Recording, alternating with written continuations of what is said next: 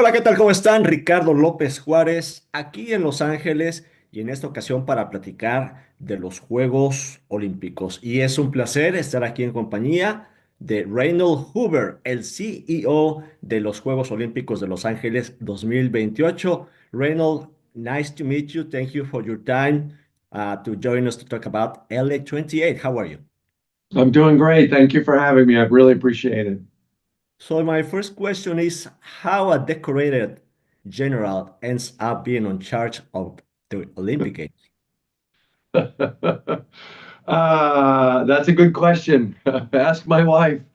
I think, I wasn't looking for a job. I was home on the couch and I got an email. They were looking for, asked me if I'd be interested in talking to them. And, after nearly 40 years in uniform from when I was a cadet at West Point, I couldn't think of a better way to come back and serve again the Los Angeles community by uniting the world around sport. And so that's how it happened. I wasn't looking for a job. What is about the Olympics that attracted you? Like because you at the end you decided to say yes. Yeah, so I was in the Salt Lake City Games in the Winter Games in 2002. I coordinated the military's bomb squad support to the Olympics, and that was really had been my exposure to the Olympics. Um, but when you really think about it, what the Olympics is about and the movement and the celebration of sport and bringing the world together was is really an amazing opportunity. And it hit home for me when I was in Paris and saw the Olympics firsthand at a very different level, and saw the Olympic athletes and the Paralympic athletes on the field of play, and saw the world rooting for the athletes on the field. And it gets in your heart and it becomes a part of you. And I knew at that moment when I was in Paris that I had made the right decision to come to Los Angeles. We're going to talk about LA28, how we are doing so far, venues, tickets, etc. But we are living in very, I would say, extreme times, very polarized times, a lot of extreme policies, the world in war, in Ukraine, in Europe, in obviously Gaza, complicated times. How you see the world and how you see the Olympics, I would say, helping us a little bit. You know what? That's a really great question. And we are living in complicated times. But I will say that if there is one thing that is the common denominator that can bring people together and not be caught up in the day to day of the conflicts and the challenges, it's sport. And I saw it firsthand in Paris, where there was all kinds of things happening around the games around the world. But yet the people and the spectators and the athletes that were in the games at the moment were sitting side by side. Didn't matter what country they were from, didn't matter what their political persuasion was, it didn't matter you know what religion they were.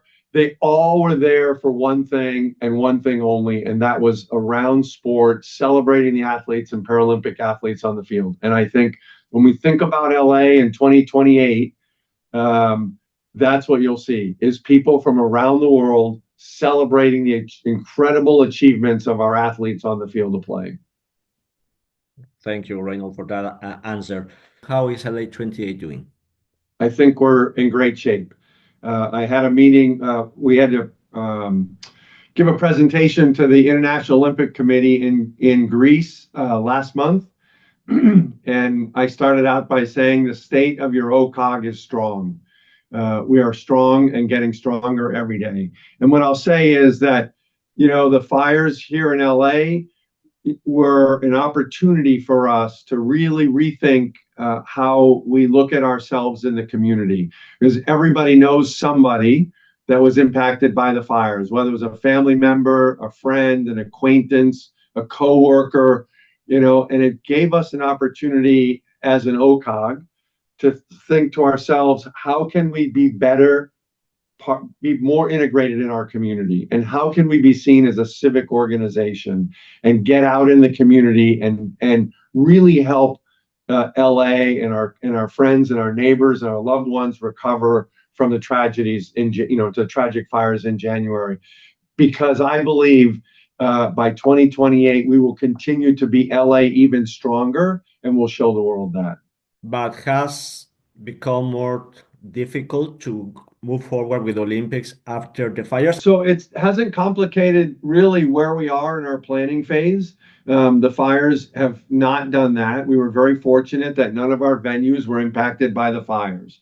But what the fires did for us was rethink how we as an OCOG not only think of ourselves, as I mentioned, as a civic organization, but also to think about how we can contribute to the resiliency and the sustainability of LA and our communities and our partners here in the region.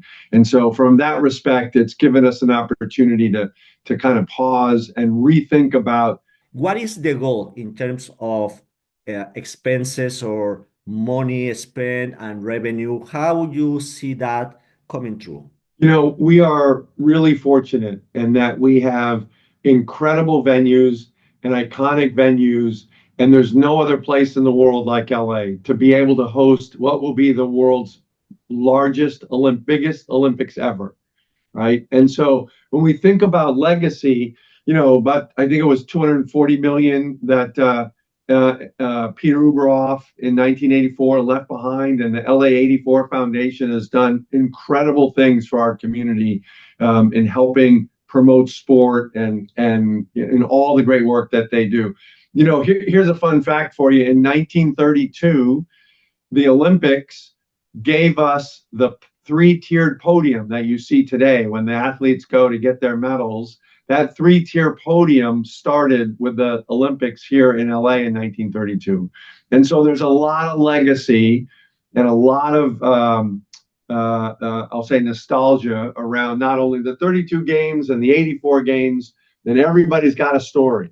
And I think from our perspective, our goal, we've already started through a program called Play LA, in which we've committed $160 million to the city of LA so that every kid in LA can participate in sports, right? For $10 or less, and including kids with adaptive sports needs. And so far, we've given the city against that legacy close to $60 million. And the benefit of that is already paying off. We've got Ariel Middleton, who was a Paralympic shot putter. She was part of the Play LA program and silver medaled in Paris. And so we're really happy about that. And so when we think about our legacy, obviously, this is a no-build games for us. We're not building permanent venues. And so just as in 84, we're using existing venues. We're really thinking hard about how we spend our money and where we spend our money. We don't get any money from the federal government, so we have to raise all of our funds. And we feel very confident that we will have a lasting legacy to be able to give to the city. Then at the same time, I'll say, we are very conscious of making sure that small and disadvantaged businesses in LA see an economic benefit from the games. And look, we are not going to solve all of the problems of LA or the county or even the Southern California region. But if we can leave the place and we can leave LA and we can leave our communities just a little bit better than we found it, that's a win for all of us. Mayor Karen Bass was in Paris too. And when she came, actually, when she was in Paris, she said, we are going to make LA28 the traffic-less or the car-less Olympics, which sounds like a little shocking because we are in LA, right? Right. We drive in the freeways. Love our cars. Exactly. So what do you think about, what was your reaction when you heard that? Is that something that we doable? Yeah. So, look, I came from Washington, D.C., where I thought traffic was pretty bad, but I got to say, traffic out here is epic. But here's what I'll say is that In 1984, they did it with not near the technology that we have today, not near the mass transit system that they have today. They only had buses as part of the LA metro system in 1984. They required deliveries at night, so no during the day truck deliveries, and so we had trucks off the road. Some people decided because it was the summer that they left town or whatever, and they were able to do it without the technology that we have today. At the end of the games, at the closing ceremonies, the mayor famously said, "Let the traffic begin." And I think this will be a transit first metro games where we were encouraging people to use metro. We worked very closely with LA Metro, Caltrans, and other partners in trying to work out a suitable traffic and metro transit program so that not only the spectators can get to the games, but all of our athletes and Olympic officials that need to get around the city and throughout the region. And I think the mayor will require, and I think the governor as well, to the extent people can, to use telework. And we know that people can telework these days, and that takes another group of people off the road. So I'm really confident that even though we love our cars in LA, people will be able to move around and get to all of our incredible venues. 1 year ago, uh, the message was like we want to put like sports and the Olympics in three main areas: downtown, Exposition Park, uh, Inglewood, and Long Beach, something like that. Well, Carson too. But now we have more cities involved. We have South Del Monte, we have Arcadia, we have Anaheim. Um, so I see that it's more like more spread. Why is that? Right now. Yeah, well, a couple of reasons. So one, there are games that we've added to the program, right? We have 36 different sports, more sports than any other Summer Olympic Games in the history of the games. And what we really have done, is you look at it at a map now, is we have seven I'll call them clusters, but seven sports parks basically. And what we've tried to do is now cluster the venues around those kind of seven sports parks throughout the region. And we think that from a complexity, reducing costs, reducing risk, and creating more of a fan experience within those kind of sports parks where there's a cluster of sports is a much better and efficient way to go. And we're super excited about how we have now laid out across the region from the valley, which we'll have 3-on-3 basketball up there, and the skate parks are up there. It'll be along with the modern pentathlon, first time in the valley for Olympic sports, down to Venice Beach, triathlon, the start of the marathon course, the start of road cycling course, and then throughout the entire region. I mean, we're super excited about the way it's laid out now, and it's really coming together. What is the venue or the cluster that you are more excited about, or more with more anticipation? Yeah, well, I think two of them, right? So clearly the Sepulveda Basin and what we're doing up there to create that fan experience for the first time ever, that's going to be amazing. And I think using Venice Beach in the way that we're capturing Venice Beach is really iconic to showing a great beachfront and a historic area of the city. So I think those two, they're all incredible. They're all incredible. You can't not think of the Olympics and think of the Coliseum. You can't not think of the R28 Olympics and think about SoFi Stadium in Inglewood, right? And having swimming, largest indoor competition, an Olympic swimming pool ever built inside SoFi. I mean, all of our venues are really incredible. So for the fans, for the people of LA, the people of Southern California that want to be part of the Olympics, what can they do? Like, volunteers, also fans who want tickets. Where should people go first to try to get involved? I would say the first place to stay in touch is on our website and sign up for our newsletter at la28.org. That's the first place to start. One of the things that struck me in Paris were the volunteers. The volunteers were the first people you saw at the airports. They were the first people, they were on every metro stop, they were on every street corner, they were at every venue. They were always happy. They came from all over the world.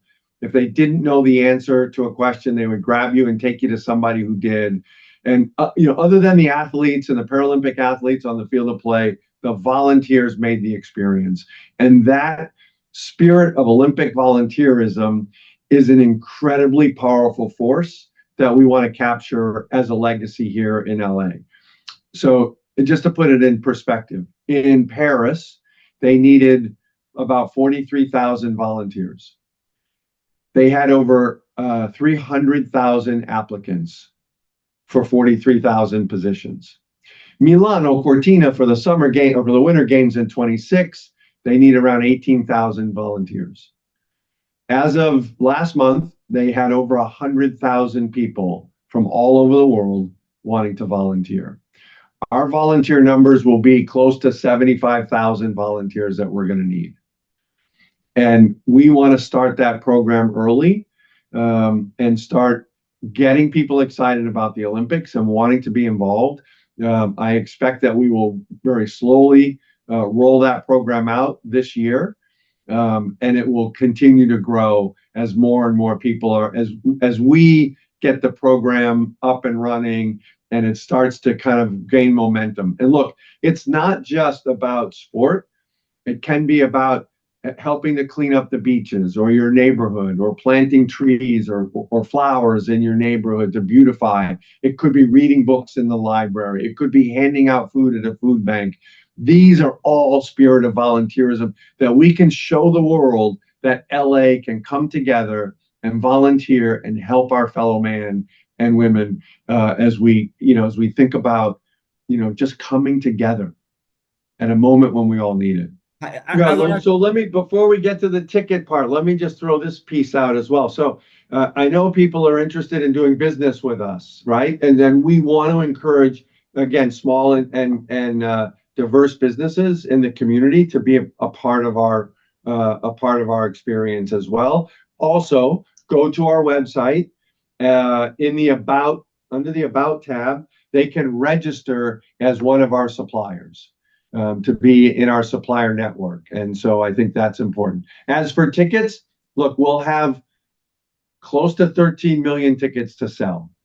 We will have price ranges that will start at the lowest end, $28.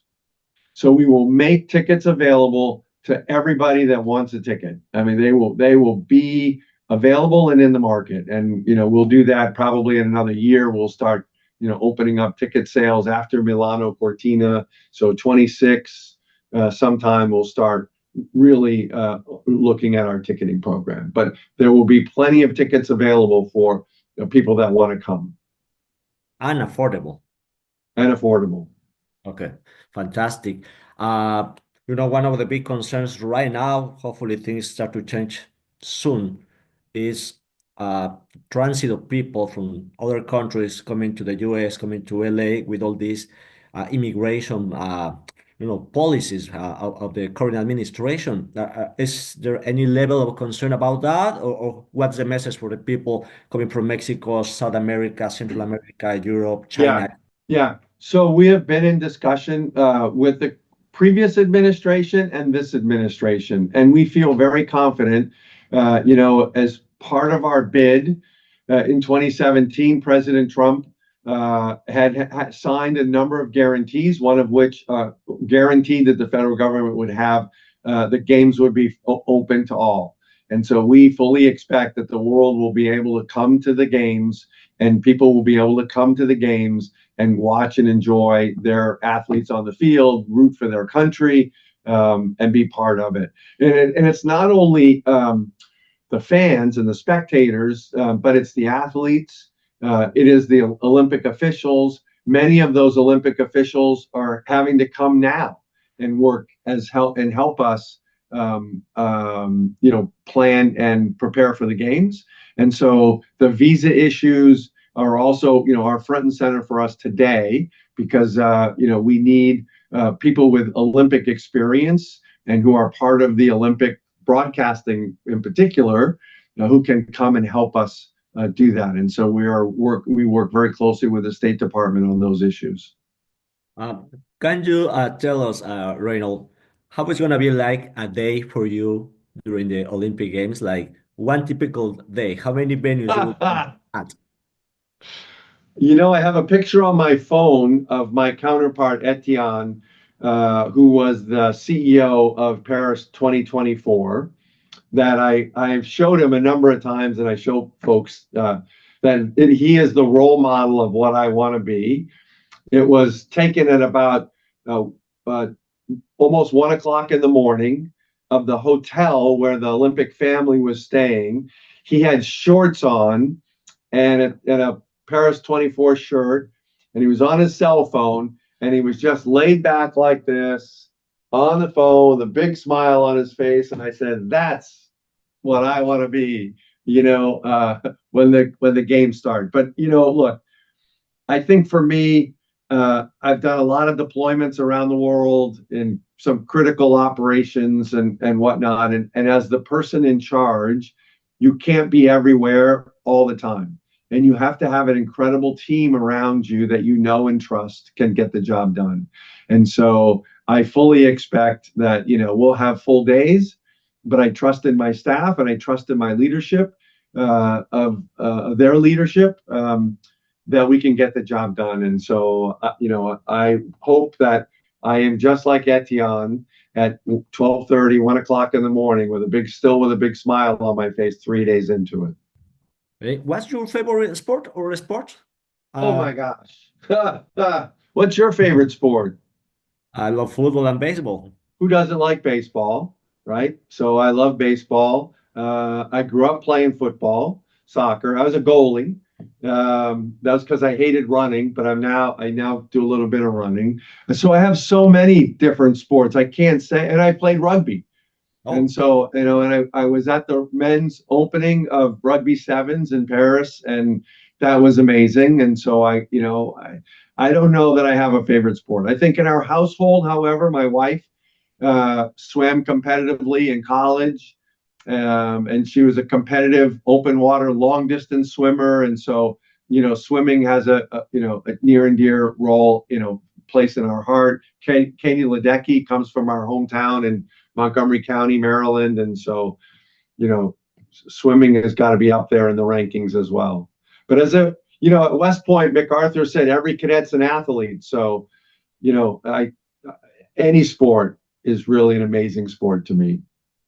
what is the goal in terms of the environment for the Olympics? Yeah, that's a great question. And so keep in mind that many of the venues in Paris were temporary build venues, and we don't have that. What we have are permanent venues for most of the, so like beach volleyball and some of the other places will have to build some temporary venues, but all of our venues are purpose built, right? So, basketball and Intuit, right, is it's a purpose built facility. The SoFi Stadium, they're all purpose built, and so you know they are also built with not only the athlete in mind and the Paralympic athlete in mind, but they're also built for the spectator in mind. And so one of the other things in Paris, you didn't see a lot of food and beverage sold at the venues. And so, all of our venues, I mean, who doesn't want to go to a baseball game and not get a hot dog? And so when you go to the Dodgers, you go to Dodger Stadium to watch baseball at the Olympics, we fully expect you're going to be able to buy a hot dog, right? So food and beverage will be there, things that you didn't see in Paris. And that's because all of our venues are already existing and set up for those kinds of things.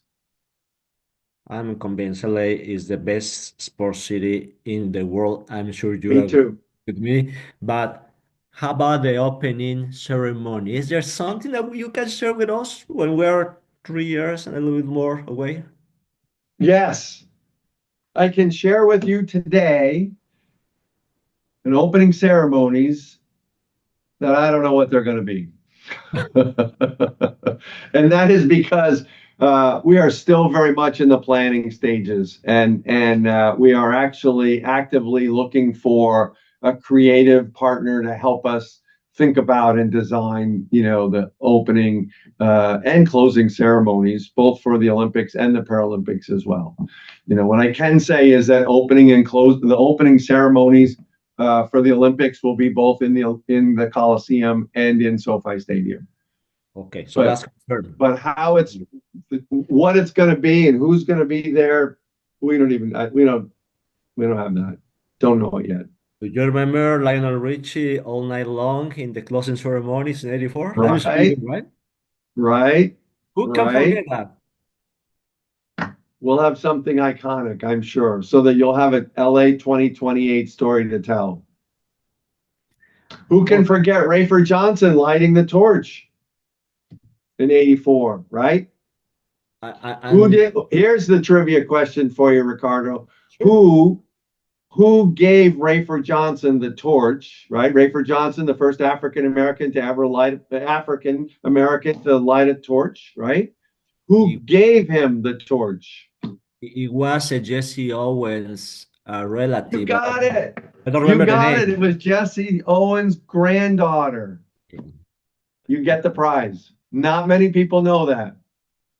Well, How about this? How about this? Let's go back a little further. Let's take another one. The '96 games in Atlanta. We all know Muhammad Ali lit the torch. Who passed the torch to him? This is digging deep into your Olympic history. Oh my God. I don't remember.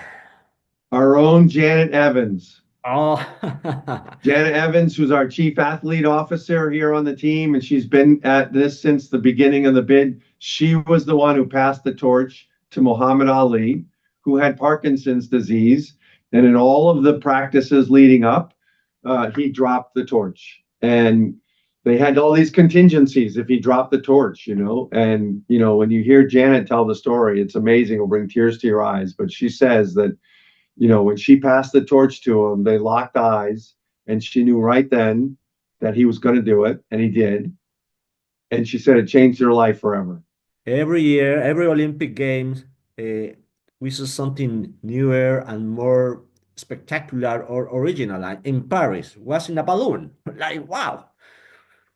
What can LA to top that? Because even in '84, it was a great cauldron going through the rings and up in that area of the Coliseum. What can Yeah, this do? we're still in progress on that one too. But you will be one of the first to know when we know. We are a little bit more of 3 years away, and we can feel the excitement, and we wish you the best. Thank you for having me. And look, it has been great. And I look forward to working with you, and come see us. Thank you very much. Have a great day. Yep.